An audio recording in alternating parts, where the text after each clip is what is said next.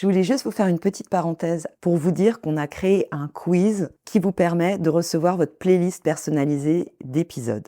Est-ce que c'est pas trop cool comme cadeau, ça?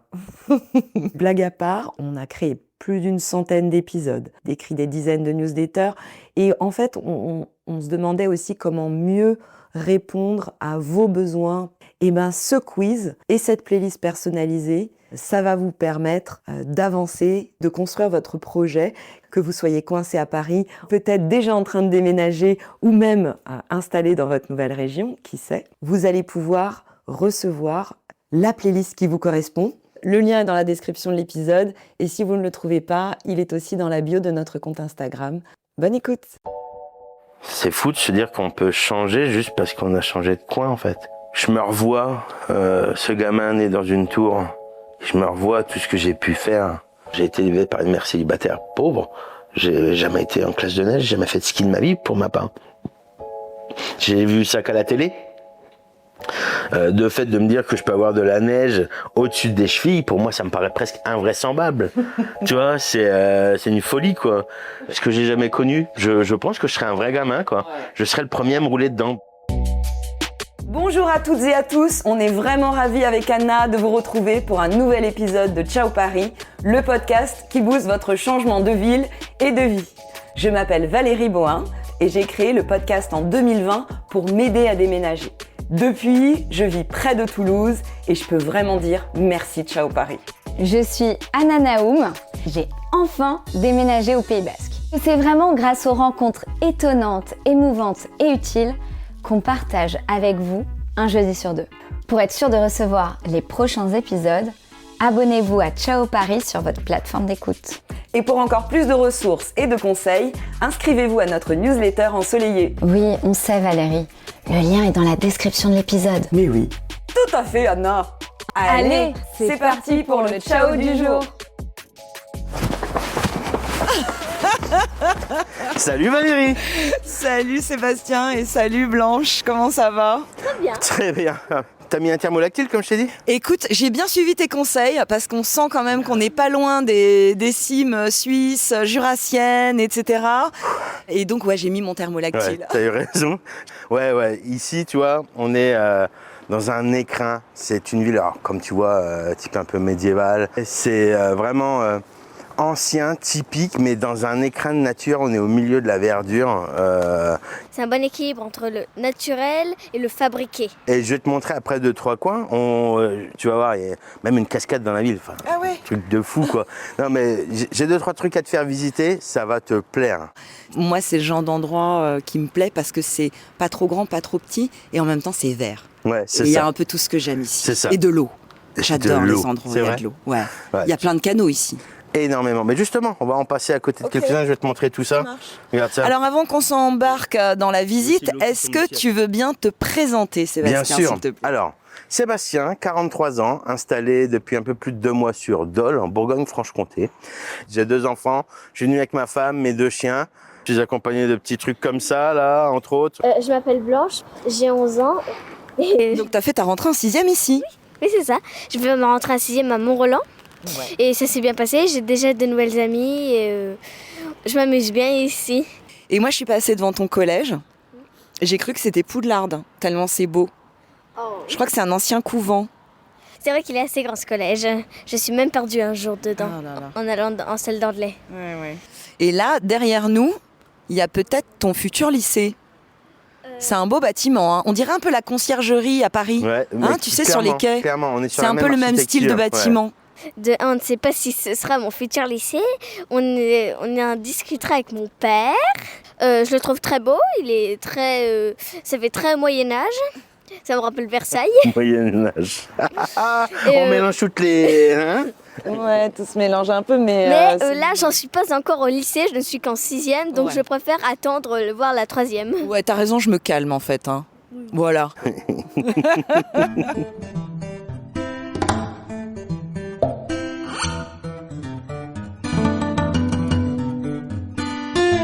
Alors, du coup, là, je t'emmène. Il y a 2 coins que j'ai découverts récemment à Dole qui sont over the top. Il y en a un qui est magnifique, c'est la cascade. Je t'emmènerai vraiment à la fin.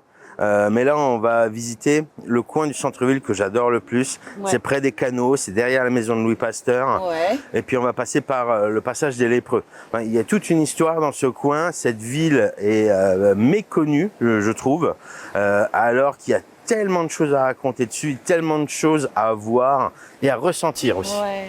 Je ne sais pas si nos auditeurs l'entendent, mais on passe à côté d'une petite écluse. Oui. Là, on est vraiment au milieu des canaux. Enfin, il y a le Doubs d'un côté, les canaux et l'écluse de l'autre. C'est ça. Cette ville, elle est vraiment chargée d'histoire. De toute façon, ça se voit à l'architecture, avec la collégiale qui trône tout en haut. Bah, regarde. T'as la nature qui est dans la ville. Ouais. Dans la ville. T'es en même temps dans la ville, mais pas dans une ville contemporaine. C'est des architectures de fou, une histoire de fou. Quand tu imagines que ce canot-là, c'était là où ils tannaient la peau. Ah ouais. Ils tannaient des peaux de bœuf pour faire du cuir. On va le voir un peu, on va découvrir, on va être juste en dessus de la maison de Louis Pasteur. Ouais. Donc le père de Louis Pasteur était tanneur et ils ont ouvert la partie tannerie, on peut le voir. Bon, ils ont mis des barreaux pour pas qu'on rentre comme ça, mais on peut voir cette partie tannerie, cette partie cuve. Ah ouais, Magnifique. c'est canon. Magnifique. Et ouais, toi, c'était quoi tes critères? Comment tu as choisi le fait de vivre ici? Il y en a tellement des critères. Quand on déménage, en fait, il faut prendre tous les paramètres en considération. Les paramètres déjà de la vie de famille, les paramètres professionnels, les paramètres logistiques. Donc Dole, c'est vraiment au centre de tout. Je suis au centre de tout. Je peux aller chez ma mère en Champagne rapidement, je peux aller à Strasbourg en moins de 3 heures, à Lyon en moins de 3 heures, je peux aller en Suisse en moins de 3 heures. C'est un centre névralgique français. Il y a déjà cette partie logistique. Après la partie professionnelle, on a pris Dole parce que Dole, c'est à 30 minutes de Dijon, un peu plus de 30 minutes de Besançon, donc 2 agglomérations de près de 300 000 habitants, un peu plus actives et un peu plus, où là où il y a un peu plus d'emplois. Donc professionnellement parlant, pour ma femme, c'était plus simple puisque arrivé ici, ma femme n'a pas d'emploi.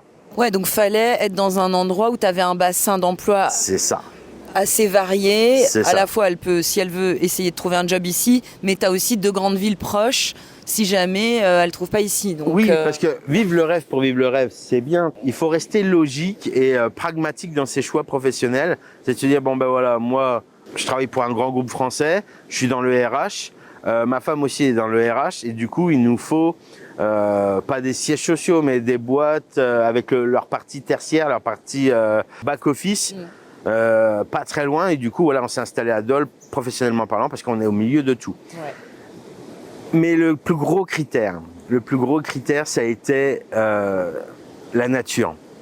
On aime les effets wow. On a vécu en Martinique, enfin on a vécu dans les Dômes, on a vécu en Champagne. Et se lever le matin et quand c'est tout plat, c'est moins appréciable. Du coup, il nous fallait un effet wow. Et du coup, après 10 ans de mer, on a voulu vivre près des montagnes. Ouais. On a vécu tous les deux dans des énormes villes. Et on voulait pas ça pour nos enfants. Donc, une ville moyenne, à taille humaine, où on peut élever nos enfants avec quiétude et au milieu de la nature. Ouais. Parce que, je te montrerai plus tard, à 5 minutes de chez moi, je peux faire des randonnées dans les bois, quoi. Ouais.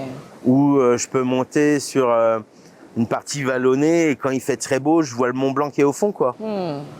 Quand ma femme travaillera et trouvera un emploi à temps plein en CDI, on prévoit de faire construire. Et j'espère avoir une vue pour que quand le matin j'ouvre ma fenêtre, j'ai l'effet waouh. Toi, tu veux la vue sur la montagne. Ouais, je veux la vue sur la vie en fait. Je veux ressentir la nature, être au milieu de tout et ressentir ça chaque matin en me levant, en me disant waouh. Et du coup, tu vois, après 8 ans à avoir vécu au bord de la mer, la neige. Ouais, j'ai envie de voir mes enfants dans la neige. J'ai envie qu'ils vivent ça, j'ai envie qu'ils ressentent ça, cette sensation incroyable. Enfin, vivre à Noël à la neige, on a toujours voulu ça, on a tous vu ça à la télé, en disant oh mais ça doit être trop bien en fait d'être à la neige à Noël, dans les nanars de Noël ou quoi que ce soit. C'est pas un stéréotype, c'est qu'il y en a qui le vivent. Bon après, comme je disais, quand tu vas en montagne, quand tu vis aux Rousses, le stéréotype, ben voilà, t'as beaucoup de skieurs, tout ça. Non, ici je suis à une demi-heure de pouvoir aller me promener en forêt avec 30 cm de neige et de vivre ces instants incroyables de solitude dans la nature avec quelque chose qui est pas commun. La neige, c'est pas commun en France. La grande partie de la France n'a pas de neige, donc pouvoir vivre ça avec mes enfants, ça va être trop bien, je pense. Qu'est-ce que t'en penses, toi? Oui, j'ai hâte et j'ai surtout envie de battre mon père à une bataille de boules de neige. Bah, je te souhaite de gagner.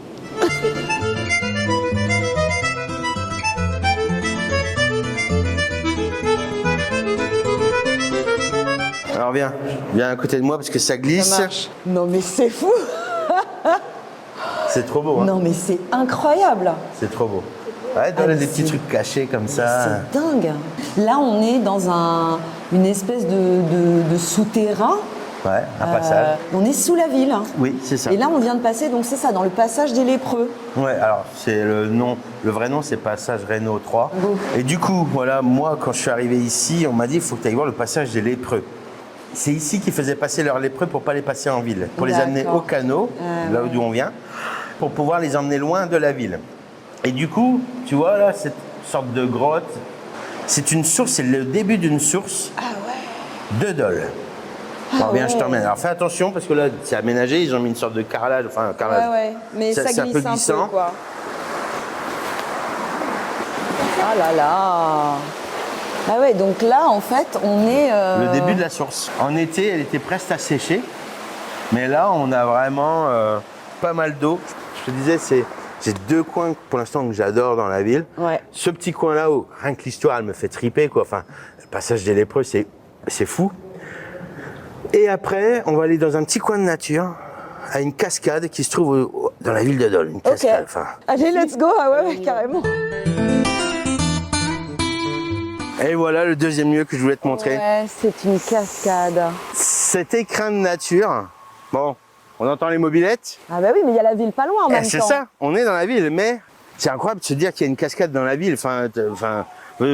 J'ai vécu dans énormément de villes. Coucou! Tu nous fais coucou? Il y a des crapauds dans l'eau. Ah, il y a des crapauds? Ah ouais. Cool. Fais voir les crapauds. Ils sont cachés, on les voit pas. Ah. Ils sont très bien cachés, les crapauds. La première fois que je suis venue ici, j'en ai pas vu un seul. Et toi, c'est un endroit où tu viens régulièrement? Je viens. C'est un endroit que j'apprécie. Rien que, on en parlait tout à l'heure, l'eau. Pour se calmer, écouter de l'eau qui coule, c'est quelque chose que beaucoup de gens font, même dans la ASMR ou je ne sais quoi. Ouais, se sentir là, se poser là, regarder, écouter, ressentir. Et puis voir ta fille jouer, quoi. Moi, c'est pas ma gamine, mais de la voir jouer, de courir autour du ruisseau et tout. Et ici, tu vois, je me régale. Tu vois, je la laisse partir seule. J'ai pas peur. Tu vois, la route, il y a une route qui est pas très loin, mais un enfant, quand il est au milieu de tout ça, il n'y va pas naturellement vers la route. Il préfère essayer de monter aux arbres, il essaye de jouer avec l'eau. Tu as bien vu tout à l'heure avec son parapluie, elle a enlevé des feuilles qui empêchaient l'eau de passer. C'est ça un gamin. Alors qu'elle a un téléphone, une fois qu'elle est arrivée ici, elle a mis son téléphone dans sa poche et elle l'a oublié. C'est ce que je voulais pour élever ma fille, quoi. Alors tu vois, malgré le thermolactyle, il fait froid. Tu vois. Du coup, ce que je te propose, thé, café, j'ai tout ce qu'il faut à la maison. On va se réchauffer un coup, puis on aura le temps de discuter comme ça. Avec plaisir.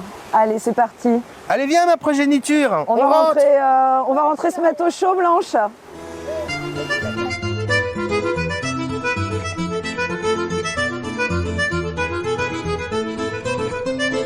Bon, ben voilà, on est posé. Ça fait du bien de venir se mettre au chaud. Clairement. Je voulais qu'on revienne un peu plus en détail sur ton histoire. D'où ça vient, selon toi, cette envie de bouger? Tout à l'heure, j'ai dit que c'était presque génétique. Je le pense presque. Mon grand-père était comme ça. J'ai grandi à Épernay, en Champagne. Je suis élevé par une mère célibataire et seule. Et j'ai vécu dans une cité.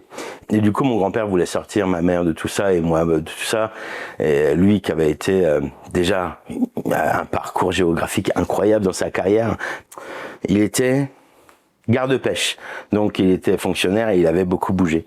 Et en fait, il arrivait chez nous le matin avec son camion aménagé qu'il avait aménagé tout seul en disant « Allez, on bouge les gamins ». 7h du matin, ma mère elle avait encore les bigoudis sur la tête, moi j'étais en pyjama et il nous emmenait aller au Tréport, en Alsace, il nous emmenait voyager tout ça. Et j'ai toujours eu du coup ce goût du monde en fait. Parce que dans l'éducation qu'on a tous reçue, c'est, je te le disais tout à l'heure, l'herbe n'est pas plus verte ailleurs. Mais qu'est-ce que vous en savez? Est-ce que vous y avez été? Et c'est pour ça que dès que j'ai pu, j'ai bougé. Parce que, étant né dans une cité, j'ai eu un problème avec la société. J'ai eu ce reni de la société, de ce qui nous entourait, de ce qu'on nous proposait. Je ne me voyais pas vivre comme ça. Je me revois dans ma jeunesse en tant qu'intérimaire dans une usine. Ça faisait 6 mois que je bossais là-dedans. Et un matin, je sais pas pourquoi, mais mon corps a pleuré. Sans que je le veuille, sans que je puisse l'arrêter. J'ai pleuré pendant 8 heures. T'avais quel âge? 20, 21, 22. Quand j'ai quitté mon poste, je suis allé voir mon chef, je lui ai dit c'est fini. Et 2 jours après, j'ai été chez une copine qui m'a hébergé à Nancy et j'ai cherché une école pour essayer de me reconvertir et faire autre chose. J'ai été, dès ma jeunesse, j'ai été vivre à Reims, ensuite j'ai fait Nancy, j'ai fait un bout à Lille, j'ai fait un bout à Paris. Après, je me suis posé dans la société, j'ai trouvé un travail, tout ça, appartement. Et un jour, ça m'a gratté fort, donc j'ai tout lâché, j'ai pris mon sac et j'ai été vivre 2 ans en Australie. J'aime le pas normal. J'aime, en Australie, je me revois dormir sur une plage de sable blanc avec la barrière de corail pas loin et un kangourou qui me lèche le visage pour me réveiller, quoi.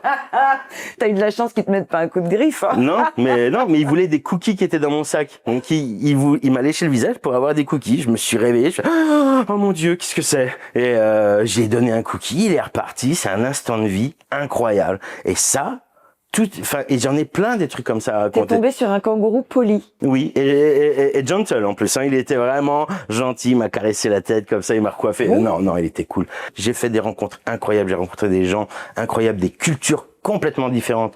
Aujourd'hui, si je suis dans l'adaptation perpétuelle, c'est parce que je me mets en retrait et j'apprends. Quand je suis arrivé en Martinique, j'ai commencé à apprendre le créole. Il y a plein de choses comme ça où on doit s'adapter. C'est ma façon de faire.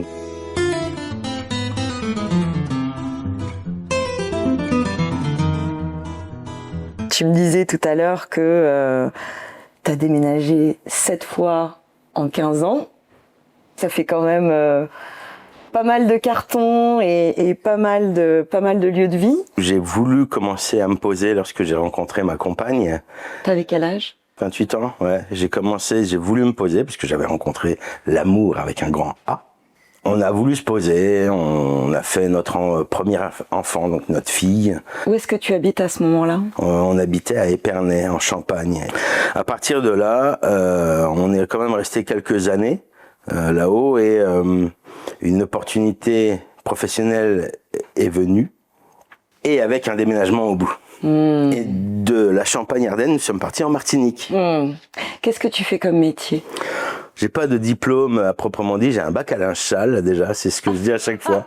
J'ai un bac à linge sale. Et donc, je suis rentré banquier entreprise. Et derrière, quand j'ai eu l'opportunité professionnelle pour partir en Martinique, c'était pour être manager d'une équipe d'un service de maintenance. Rien à voir. Arrivé en Martinique, on prend une première maison. Et là, on est en quelle année? J'avais 36, 37 ans. Pourquoi à ce moment-là, la Martinique, qu'est-ce qui t'attire? Le changement de vie. Il y avait tellement de raisons, c'est une autre culture, une autre façon de penser, une autre façon de voir le travail, la vie. Ouvrir les perspectives aussi pour mes enfants. Et on est parti du coup en Martinique pour ces raisons-là principales. Du coup en Martinique j'ai encore changé d'emploi. Alors je change d'emploi aussi comme je déménage, voilà. Mais toujours au sein du même groupe. Ouais, au sein de la même entreprise. Je suis passé cette fois-ci dans le RH, dans l'accompagnement des personnes pour qu'ils réalisent leurs envies professionnelles, leurs rêves. Hein, c'est extrêmement gratifiant d'aider les gens à faire ce qu'ils ont envie de faire. Mais finalement, c'est cohérent, ce changement de poste, ce métier que tu exerces encore aujourd'hui, hein, d'ailleurs. Oui, en partie, oui. C'est cohérent avec cette appétence pour le changement de vie. Finalement, là, la boucle est bouclée, hein, d'une certaine façon. J'essaye de la transmettre aux gens. Des formations professionnelles. J'ai proposé à ma femme de se reconvertir. D'accord. Et du coup, c'est à ce moment-là que nous avons redéménagé en métropole et nous sommes arrivés en Nouvelle-Aquitaine puisque ma femme a repris les études. Nous avons déménagé sur Niort, où là, on n'a fait qu'un seul déménagement. On est arrivé dans une maison, on s'est dit, on bouge pas, ça serait pas mal. Les enfants grandissent, ça serait bien que un peu de stabilité, bien sûr, il y a pas de souci. Donc ma femme a entrepris un BTS, une première licence, une deuxième licence, qu'elle a tout obtenue. Moi, pendant ces 4 ans, j'ai encore changé de poste. Je suis devenu chargé de recrutement pour le groupe dans lequel je travaille. Cet effet waouh manquait réellement aussi à moi et ma femme. Les enfants, ils sont pas dans cette considération. Quand on est arrivé, ils avaient 5 et 7 ans. Mais aussi localement, socialement, ça a été très difficile. Et même avec les enfants petits à l'école, parce que souvent, ça aide. On a eu cette possibilité, on ne l'a pas saisie puisque comme ma femme a repris les études, elle devait se consacrer à sa tâche quotidienne d'étudiante. Ouais. Donc du coup, j'ai dû m'occuper, on va dire, de la maison, des enfants, des chiens et de ma jeune femme étudiante. Ouais, en fait, c'est ça aussi. C'est le contexte aussi. C'est le contexte, votre contexte personnel, familial. Il explique aussi le fait que au niveau de la sociabilité, pas trop de rencontres. C'était compliqué. Et du coup, au bout de 4 ans, quand on avait terminé les études de madame, géographiquement pas d'effet wow, socialement très difficile. Les enfants ont eu une période difficile à l'école. Bon, j'irai pas dans le détail, mais ils ont vécu des choses qu'ils n'auraient pas dû vivre à cet âge-là. Et du coup, tout le monde avait un besoin de changement. Et nous voilà ici, en Bourgogne-Franche-Comté. Après tout ça. Quand tu arrives ici à Dole, dans le Jura, c'est comment la première fois que tu viens? Raconte-nous. Et la première fois que je suis venu, j'étais en vacances, mais un peu en mode éclaireur, parce que on avait déjà avec ma femme cette envie de bouger. Et en fait, on était sur de la montagne, parce que ça faisait 8 ans qu'on avait la mer, la mer et l'océan Atlantique, et on voulait de la montagne. Et on savait pas trop si les Pyrénées ou les Alpes ou autre chose étaient intéressants. Et puis moi, sur un coup de tête, j'ai réservé un camping dans le Jura vers le coin des lacs, là, un peu plus au sud. J'ai pris ma tente, j'ai pris ma voiture, j'ai pris mes gamins sous le bras et on y va. Comme ton grand-père faisait avec toi, quoi. Ouais, c'est ça. C'est ça. Et en fait, avec les gamins, on prend de la charcute du comté, puis on va se poser près d'un lac, dans les bois. Et les gamins, ils ont été dans l'eau. Et en fait, je les ai vus. Alors, je nous ai vus. Un peu que tu sais, comme le troisième œil. Tu vois, j'ai mon cerveau qui est sorti, qui nous a vus de haut, qui nous a vus au milieu de la nature, près d'un lac. Dans le calme le plus complet. J'entendais pas de voiture. Il y avait des gens, mais c'était pas non plus le brouhaha d'une ville comme Sydney ou comme Paris que j'ai pu connaître. C'était le calme, c'était la beauté, c'était la verdure. Je sentais le vent sur ma peau. Je voyais les enfants aller dans l'eau, dans le lac et être heureux, jouer ensemble, rire, s'esclaffer. Et moi, j'étais heureux de cette situation et je me sentais bien, je me sentais à l'aise. J'étais presque dans mon élément. Suite à ces vacances, j'en ai parlé à ma femme. Ma femme n'avait jamais vu ce département ni cette région. Je ne lui ai pas vendu. Je lui ai juste dit ce qui s'était passé, ce que l'on avait ressenti.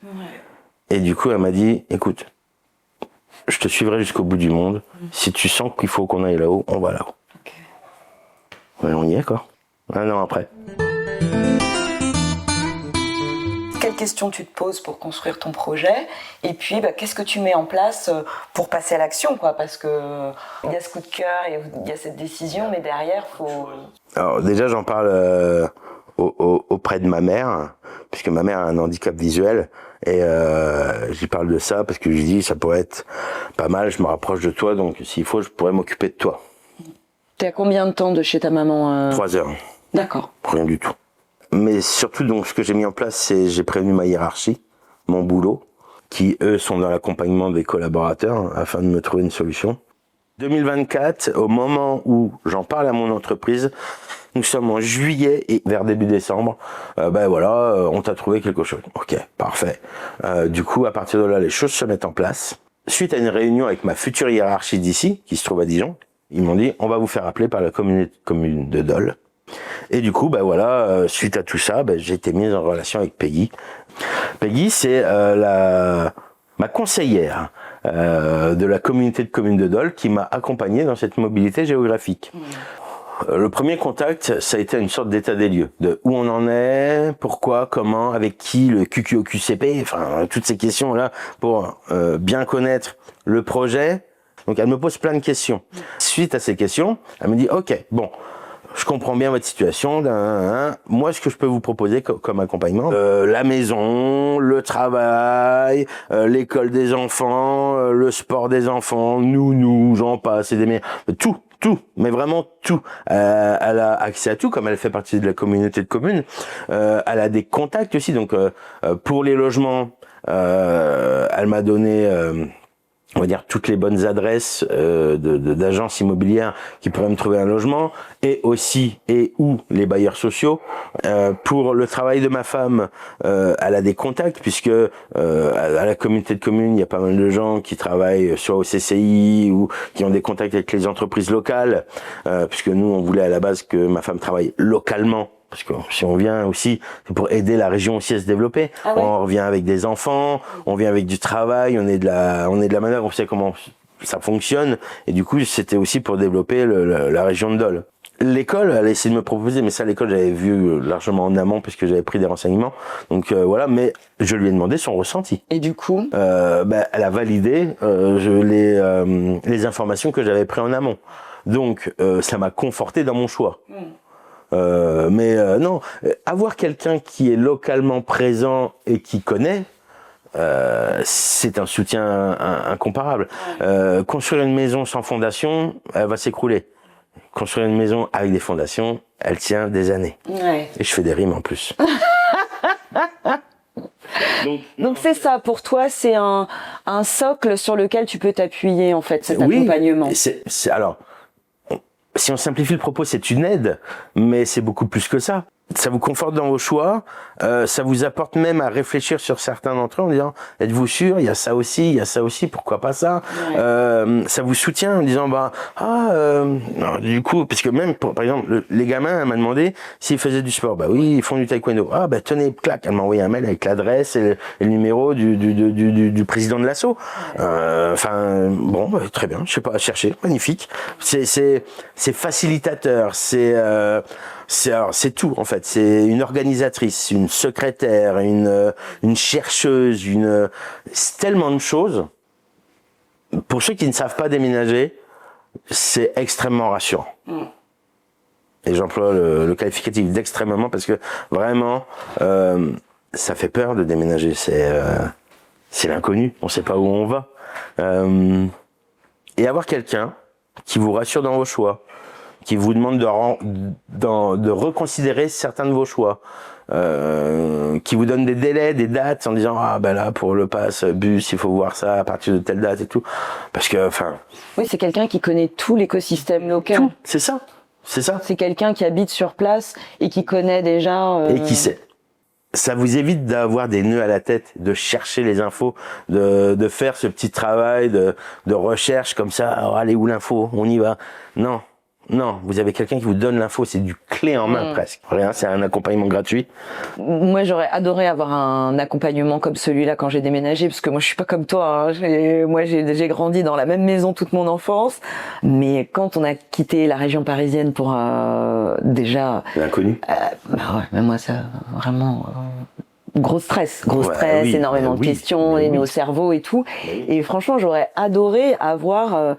C'est ça, quelqu'un sur qui tu peux t'appuyer. Et il y a plein de gens que j'ai rencontrés là maintenant avec le podcast qui ont pu bénéficier de cet accompagnement et qui au départ n'y croyaient pas. Ouais. Ils se disaient je peux comprendre dans le monde dans lequel on vit.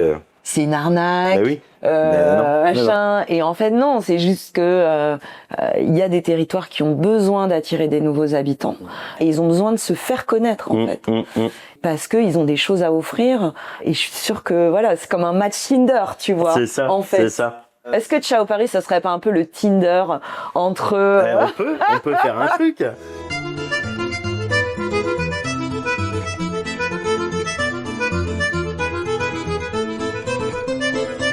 Alors, raconte-moi les débuts de cette nouvelle vie ici, la version fantasme versus réalité. J'adore ta question. Version fantasme. Oui, en fait, tout le monde, les premières fois qu'on déménage, on s'imagine, on en rêve même de ce qu'on va faire, de ce que on pourrait, les gens qu'on pourrait rencontrer. On pourrait dire, bah tiens, si je suis là-haut, je vais m'inscrire aux parents d'élèves. On commence à se dire, je vais faire des trucs que je n'ai jamais fait. Ça sert à rien de faire des plans sur la comète. Vous verrez quand vous y serez. Et j'ai été, parce que j'ai appliqué ça là vraiment, j'ai été très étonné. J'ai rencontré des gens que j'aurais jamais cru rencontrer. Je t'en avais parlé un peu en off, mais rien que le coup de, je suis dans un magasin, on va chercher des légumes. Il y a un monsieur qui nous accoste pendant qu'on choisit nos légumes et qui nous dit, qu'est-ce que vous faites chier? J'en ai plein de jardin, venez en chercher chez moi. Bon, bonjour. Bah non, c'est incroyable. Et donc vous avez été? Oui, on y a été. Il nous a payé un coup. Enfin, c'est une folie. Et on est reparti. Enfin, je suis reparti avec 6 kilos de tomates, 8 concombres, un melon. Il m'a donné des compotes, de la confiture. Une gentillesse incroyable. Donc tu te sens bien accueilli. Ouais, mais chaque coin a sa culture. Donc par rapport aux gens et socialement parlant, vous verrez quand vous y serez. Ce que vous voyez en vacances n'est pas la réalité. Ce que vous voyez en vacances n'est pas la réalité, réellement. Il y a une part de découverte qui se fait sur place, quoi. On a fait un changement de vie parce que je me suis inscrit à des associations, ma femme aussi. Je me suis inscrit aux parents d'élèves. Dû l'exemple en changement de vie parents d'élèves, ce que je n'avais jamais fait auparavant. Il y a d'autres choses que tu as fait ici et que tu n'avais jamais fait encore? Ou que tu as l'intention de faire, peut-être? Des nouveautés? Prendre du temps pour moi. Prendre du temps pour moi. Ouais. Ouais, j'ai beaucoup couru, que ce soit professionnellement parlant ou même familialement parlant. Là, mes enfants commencent à grandir. Ils ont quel âge là aujourd'hui? On va passer sur 12 et 10. Ouais. J'écoute de la K-pop, papa. Voilà, donc ouais, c'est... j'ai envie de prendre du temps pour moi. J'ai envie de prendre du temps aussi avec ma femme. Nous retrouver, parce que dans ce quotidien, on s'oublie. Et j'ai très envie qu'ici, on passe du temps avec ma femme, on se retrouve. J'ai envie de faire ce que je n'ai pas fait, c'est prendre du temps pour moi et ma famille. Et comment ça se passe pour les enfants, cette nouvelle vie, cette rentrée là, dans les 2 mois qui se sont écoulés? Tu demandes à ma fille, elle est ravie. Ravie. C'est incroyable. Elle m'a même dit l'autre jour, on a bien fait de déménager papa. C'est eux qui s'acclimatent le mieux, en fait. Ouais. C'est eux qui s'adaptent le mieux, ils ont aucun souci. Ils arrivent, bah, tu veux être mon pote? Bah ouais, y a pas de souci, soyons potes. Et ils deviennent potes. Ça, on va faire ça à Leclerc. Tu veux être mon pote? Vous êtes bizarre, monsieur. Si, tu l'as fait. Oui, c'est vrai.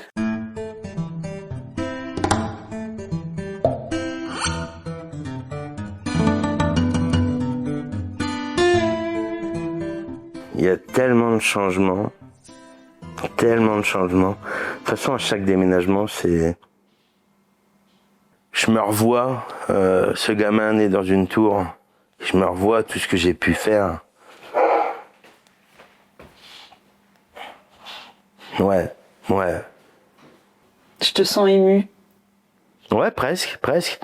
C'est une grosse introspection, tout ça. C'est fou de se dire qu'on peut changer juste parce qu'on a changé de coin, en fait. Oui, effectivement, j'ai très envie cet hiver de faire des trucs avec eux, de la raquette. J'ai envie d'aller faire, je sais pas si, j'en sais rien, je dis n'importe quoi, mais des chiens de traîneau, du ski de fond, j'en sais pas. Physiquement, je sais pas si je suis en forme pour le faire et je m'en fous, j'irai quoi. J'irai, je veux le faire, je veux Parce que même moi, enfin, j'ai été élevé par une mère célibataire pauvre. J'ai jamais été en classe de neige, j'ai jamais fait de ski de ma vie pour ma part. J'ai vu ça qu'à la télé. De fait de me dire que je peux avoir de la neige au-dessus des chevilles, pour moi ça me paraît presque invraisemblable. Tu vois, c'est une folie quoi. Ce que j'ai jamais connu, je pense que je serais un vrai gamin quoi. Ouais. Je serais le premier à me rouler dedans. Bon, je mettrais pas de jeans, je mettrais un truc imperméable, mais ouais, je pense que je vais être comme mes gosses quoi, comme un fou là-dedans, à me rouler dedans, à balancer des boules de neige sur leur mère, sur eux, à faire de la raquette. Tiens, on construit un igloo, on construit un abri, je sais pas, j'ai pas d'idée parce que je ne sais pas, j'ai jamais vécu, mais ouais, j'ai envie de faire des trucs. J'ai envie de faire des trucs, et par les trucs, c'est des trucs que je ne connais pas. J'ai envie de faire des choses que je ne connais pas. J'ai envie de vivre quoi. En tout cas, je sais que ce lieu peut me faire évoluer énormément sur des qualités que je n'ai pas. La patience, le calme. Moi, je dis ciao Paris, et toi, tu dis quoi? Bonjour la vie. Merci beaucoup d'avoir écouté cette conversation. J'espère sincèrement qu'elle vous a été utile et vous a plu. Pour être sûr de recevoir les prochains épisodes, abonnez-vous à Ciao Paris sur votre plateforme d'écoute.